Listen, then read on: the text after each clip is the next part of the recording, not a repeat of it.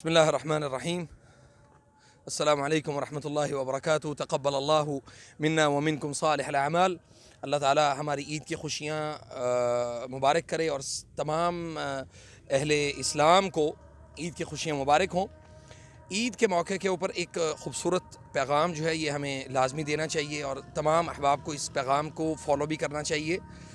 کہ سب سے پہلی چیز ہے کہ ہم نے عید ہم کیوں منا رہے ہیں، عید کے منانے کی وجوہات کیا ہیں۔ سب سے بڑی وجہ جو ہے وہ ہے کہ ہم نے رمضان المبارک کے روزے رکھے اور اللہ تعالیٰ نے انعام کے طور پر ہمیں یہ عید الفطر کا تحفہ دیا، اور اس میں ہم خوشیاں مناتے ہیں۔ اور خوشیاں منانا یہ عید کی خوشیاں منانا یہ اس میں شامل ہے۔ تو اللہ کریم تمام احباب کو یہ شعائر دین میں سے ہے خوشیاں منانا، اس لیے اللہ سبحانہ و تعالیٰ سے یہ دعا بھی کرے کہ اللہ تعالیٰ ہمیں مکمل طور پہ عید کی خوشیوں کو منانے کی بھی توفیق دے، اپنے قریبی ساتھی جو ہیں، غرباء ہیں، مساکین ہیں، دوست احباب ہیں، ان کا بھی پورا خیال رکھیں۔ اور اس کے ساتھ جو